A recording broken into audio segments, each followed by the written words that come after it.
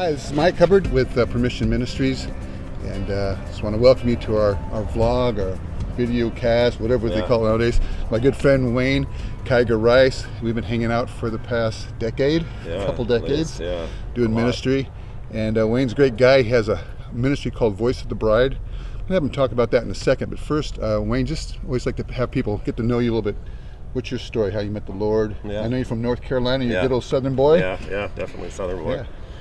So let's see. I was born in a Christian home, but I did go to church, growing up in church, but just typical teenager, fall away, did those kind of things, didn't really continue to go to church. But I had an experience at 19, just a kind of a life and death experience where I had just gotten so far from the Lord, so involved in, the stuff party atmosphere, all that stuff, and I was working a job where, and I had tried a couple times. I went to a couple, again, living in North Carolina, there would be like a tent crusade or something, and I'd go, and I was watching the evangelists on the TV, and I'd go to their tent meetings and just sort of try to lock back in. So this was good old Bible Belt style tent meetings. Yeah, exactly. And so I would try to lock back in, but always just kind of falling back into. But a big part of it was the company I was keeping, the people, the friends, the people I was partying with and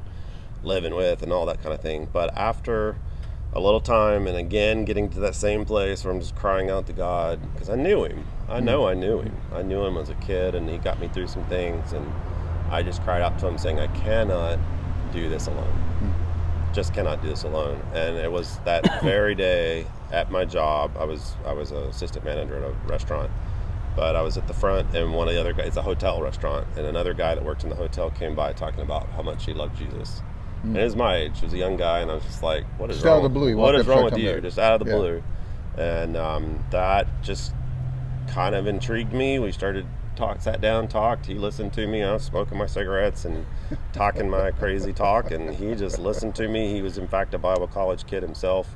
Was taking a little break. He was going to Christ for the Nations, and he was visiting a brother in North Carolina. So it was just all God appointed, ordained, because there was no other reason this guy would be there. And so he really just, not even any serious discipling. He'll say, to this day, he still says, I can't take credit for you, but the Lord did. And the Lord really used that, because the Lord heard my prayer. Wow. He hears our prayers, and he answers them in the way that he knows that they need to be answered. And I always say that, because sometimes it doesn't answer the way I think I wanted it to answer.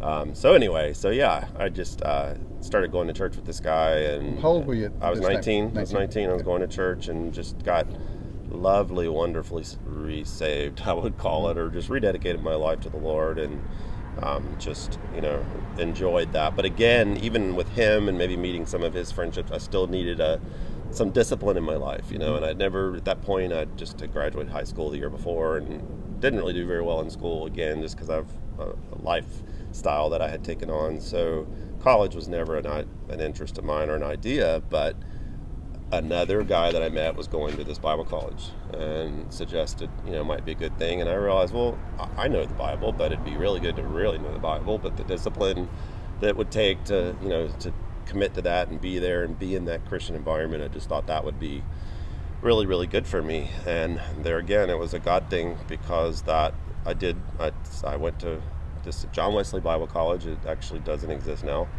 but decided I signed up for a Christian counseling major and a missions minor, and I met my wife there.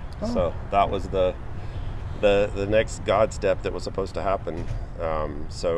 We were actually just friends. I don't know if you want me to talk about that now, but we were just friends for a couple of years doing missions, and we went to Daytona Beach, and we built a cross and carried it down the beach and handed out tracts during spring break and just did all that fun stuff. It's a great way to date. It was a great way. It was a great way. And in fact, actually, that's kind of more where I fell in love with her. Again, we were just friends. So I was just Wayne and she was just Carol. But seeing her boldness in the Lord, and actually we got a lot of attention. We got you're carrying a cross down the beach spring break. I can imagine that. It was kind of also bike week.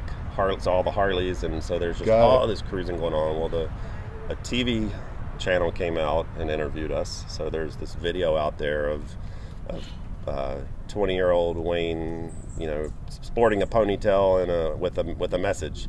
But anyway, and then they interviewed us both, and that went on the news that night. It was just so. But it's like we saw the Lord. It's like if I be lifted up, is what it kept kind of going over and over. And then same thing, dragging down the beach. There was a radio guy out there interviewing people about spring break, and then he was just like, wait a minute, I just got to turn around and ask this guy, what are you doing? And so again, I'm like, we got to preach the message and the message of the Lord. So I think those were the days that it just, all the right things happened that met that adventurous desire in my heart, and learned that serving the Lord, there is adventure. It's not just, that's good. That's good. God's not boring. No, not at all. If He's boring, you're doing it wrong. Yeah, it's got to be exciting. And then we started just hearing having the best parties because of worship, and just the best parties ever, and the best high you can be is following the Lord in that way. So that really was my beginning. I mean, I didn't really tell my actual salvation experience, but that was kind of a little more. That's when you got launched into this phase of your life of really serving the Lord. Yeah. I mean, I accepted Him as a very young boy in camp, but again, that's where it shifted. For a lot of us, we get older and we realize that those little seeds planted, something has to happen with them. We have to grow. Yep. You got a fascinating testimony just as you're talking that maybe a lot of people don't experience it as a husband and wife team. Yeah. You guys. You met in ministry. Right. How's that been walking that out in a married life? What's it, 20, 25 years now? Well, it would be 30 in January. Oh, okay. Yeah, cool. 30 years. Yeah. How about that second, maybe some thoughts you makes your experience unique, or maybe you can pass on to other people about how do you serve God and serve each other in marriage? Yes. Well, obviously the most important part is being on the same page of that we are going to go into a lifestyle that's living by faith, and not the typical. It's not typical, and it is not easy, but it is exactly what it is. It's in faith. And just having a life partner that is in that same space makes a huge difference. Yeah. So I think even just, our unique way of meeting each other and realizing that we didn't need anything else. We weren't looking for big things and whatever, expenses, houses, that kind of thing. Our values were very, very similar. Our interest in missions, all of that. I think as our callings started defining a little more, we had a little bit more of an individual calling, whereas Carol really launched into the worship and intercession, and for me, I really liked getting my hands dirty and just getting hands on, I guess is a better way to say it, with compassion. And so we even kind of started realizing, okay, well, those are a little bit different. They do blend though. Like I think Gary said in one of the other times, she came down and would lead worship at these feeding outreaches, and then I would travel with her when we were doing worship events where and bringing stuff to the needs of the people. Yeah, I gotta say, bro, I've been inspired how you've served your wife and her calling. Yes, that's very been important. Very, and vice versa. That you see her distinctives. You work a lot together, but there's also distinctions where I'm going to lay aside my thing and serve my wife, and it gets reciprocated. And it does. It does, and that's pretty much all. I mean, it has its challenges. You spend a lot of time together, but it also makes you discuss those challenges and work through those challenges, and so it's been very good. Awesome. Hey, Tim, you got this great shirt on. If you guys can see it, Keith Green. Yeah. Lord, you beautiful. For those who don't know Keith Green, and because you serve on the board with Melody Green, a little bit about that and the impact maybe Keith has had for you younger ones. Maybe you haven't heard of him, but for our age group, Keith was a big inspiration. He was outside the box.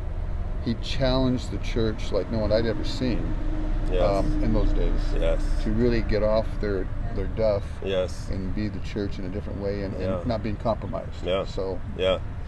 Interestingly, you were talking about my story, and honestly, when I came to the Lord, Keith had already been in heaven for a few years. Wow. But someone had given me Melody's book that she wrote on their story, No Compromise, and it just set me again. It was just like one of those things, like there's adventure in the Lord. Like these guys had amazing adventure, and even how they got saved later in life, Keith and Melody Green. Similar, working together, living together. They were discipling people. They were witnessing. They were bringing people in. I mean, it wasn't just he wasn't just a songwriting and musician.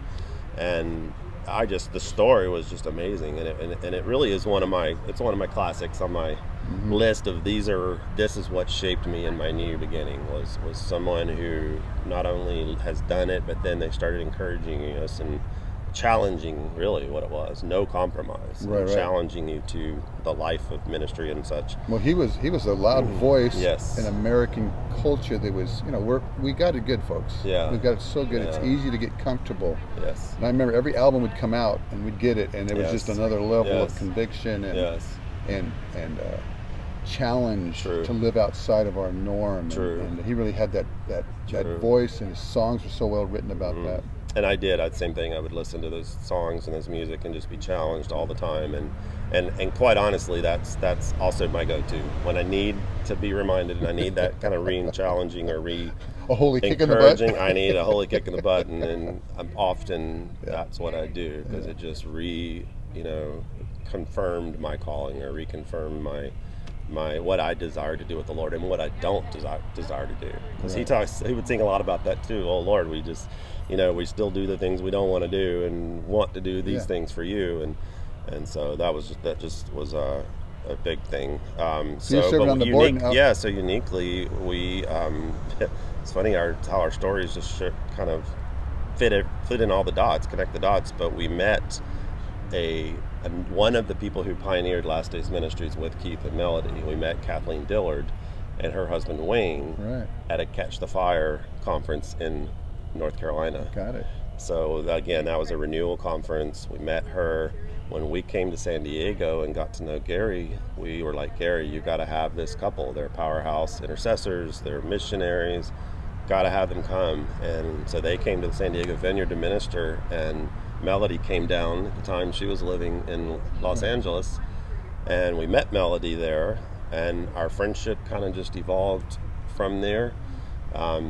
We haven't really talked about this, but I moved to Kansas City for a couple of years to help a ministry relocate there and kind of get grounded. But then Melody was living in Kansas City, and Carol and I lived with her. Wow. So our relationship just developed more, and, cool. and she asked us to be on her board of directors, and just a real treat, because I mean, here was a hero of mine, and then now she would call me her peer. I still say you're my hero. And, Is the ministry now about carrying on the legacy of Keith? It is. It's about carrying the legacy. I mean, Melody's still very, very much in.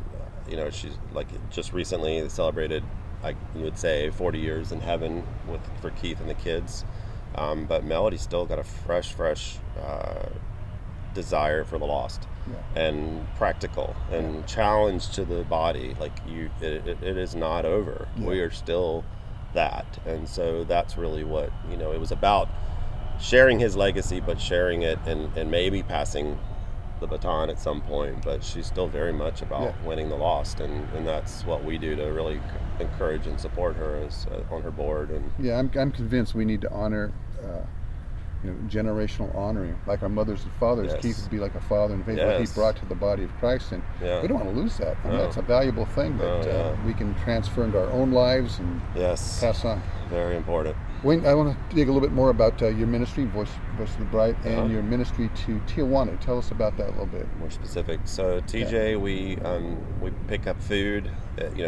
Over the years it's transitioned in different ways, but we pick up food here in San Diego. Amazing donated food, and take it into TJ.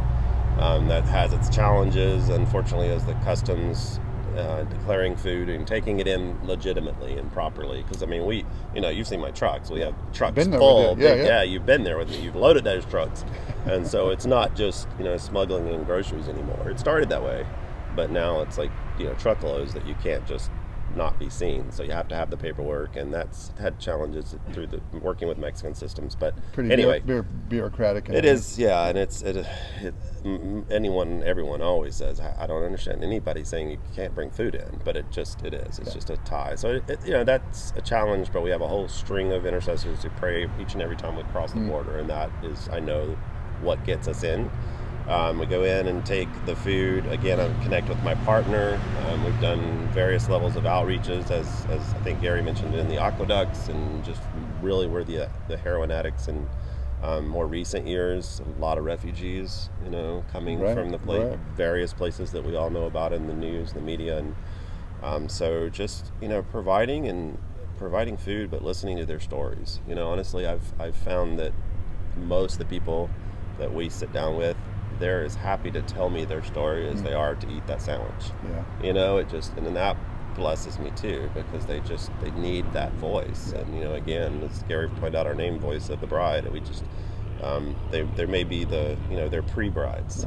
We're still working on them, and believe me, we've had a few that has taken longer than others to convert and to come to a place of knowledge. But that's not my first goal. I mean, it was okay to say, I love on people, and we feed people, and we be Jesus to them. And of course, our heart is that they will know Jesus. But first, they may need to know him through these other those are door openers to connect with them personally. Exactly. So we do that. There's a number of rehabs, elderly homes, children's homes, all that benefit from the truckloads of food that we take. Give everybody a practical step-by-step. I've been with you. I think it's just fascinating. Like, you get up in the morning, you collect the bread. Just walk us through a day of going down there. So just picking up, various local communities. Go to Panera. Grows Panera Bread, Trader Joe's, Costco gives donations. There's various. It's amazing the amount of extra food we have in America that would get thrown away if it's not picked up. It is surplus. It is extra food, and in fact, one of the larger bakeries in the area told us once how grateful they are, because I have my team. I work with different ones, but we show up every day, and we're consistent between us. And they are really grateful, because it actually would cost their company a lot of money to haul bread away in dumpsters. Right. Because if we're taking truckloads, that's a full dumpster. So it actually is saving their company. And which is hard concept to understand, but they make their overage because it's built into their profit margins, and is what it is, and that won't change. But it by it's just no business means, in America. Yeah, business in America, and it should by no means be thrown away. For sure. So you pack it up, make it as preserve it and safe and into the truck, and then for the border we go and cross and meet with the customs, and they walk around our truck and we do the dance. And there's many times I've been turned around because it didn't meet all the criteria. There's been times that it just depends on who you get. So if I really need to get that load in that day and it's not something that can keep, I've driven to the next port entry of San Diego, because we actually have 3. Right.